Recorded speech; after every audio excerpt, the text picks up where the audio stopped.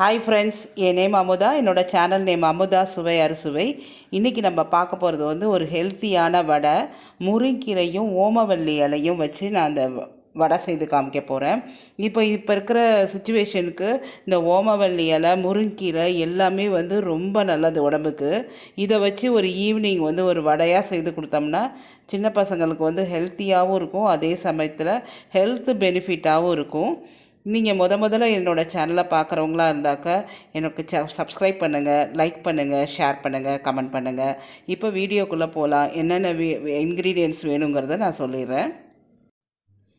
இப்போ கடலைப்பருப்பு ஒரு ஆளாக்கு ஊற வச்சுருக்கேன். கடலைப்பருப்பு ஒரு ஆளாக்கு அப்படின்னா ஒரு 3-4 ஸ்பூன் மட்டும் துவரம்பருப்பு ரெண்டுத்தையும் ஒரு 2 ஹவர்ஸ் ஊற வச்சு எடுத்து வச்சுருக்கேன். அதுக்கப்புறம் ஒரு 2 பெரிய ஆனியனை சின்ன சின்னதாக கட் பண்ணி வச்சுருக்கேன். 2 துண்டு பட்டை, அதுக்கப்புறம் ஒரு 3 காஞ்ச மிளகாவை கட் பண்ணி வச்சுருக்கேன் அரைக்கிறதுக்காண்டி. இதுக்கு தேவையான அளவு ஒரு கைப்பிடி அளவு முருங்கைக்கீரை. இதுதான் ஓமவல்லி இலை. இந்த ஓமவல்லி வரை எப்படி இருக்கும் அப்படின்னா இந்த மாதிரி இருக்கும். இங்கே பாருங்கள், இந்த மாதிரி இருக்கும். இதை நம்ம கட் பண்ணி ஆட் பண்ண போகிறோம். இது கோல்டுக்கெல்லாம் ரொம்ப நல்லது. இந்த வடையாக செய்து கொடுக்கும்போது வடையும் ரொம்ப டேஸ்ட்டாக இருக்கும், அதே சமயத்தில் ஜீரண சக்தி மிகுந்ததாக இருக்கும். வடை சாப்பிட்றதுனால நெஞ்சு கரிப்பு அதெல்லாம் எதுவுமே இருக்காது.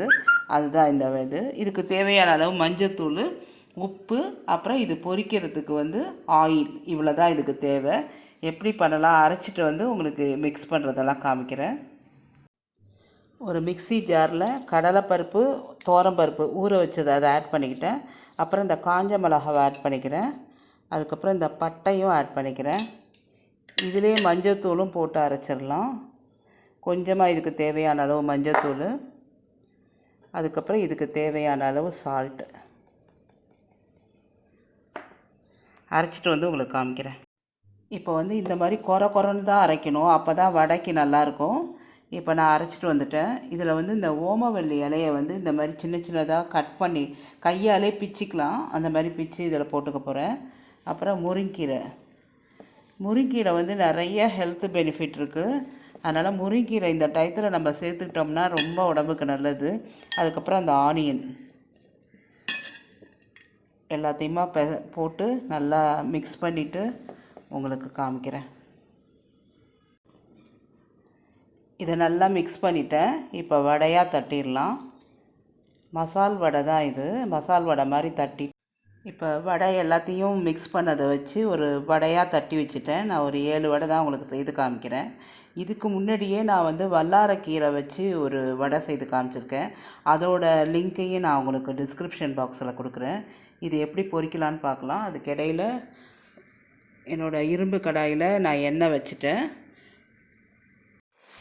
இப்போ வடையெல்லாம் நான் போட்டுடுறேன். ஒரு 4 வடை ஃபஸ்ட்டு போட்டிருக்கேன்.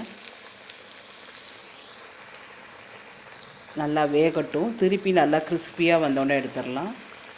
வாழைப்பூ வடை அதெல்லாம் செய்து இப்போ சாப்பிட்ருப்பீங்க. இந்த ஓமவல்லி இலை வச்சு இப்படி ஒரு தடவை முருங்கைக்கீரையும் ஓமவல்லி இலையும் வச்சு செய்து பாருங்கள். ரொம்ப டேஸ்ட்டாக இருக்கும், கிறிஸ்பியாகவும் இருக்கும், அதே சமயத்தில் நெஞ்சு கரிக்காது. வயசானவங்க கூட சாப்பிடலாம்.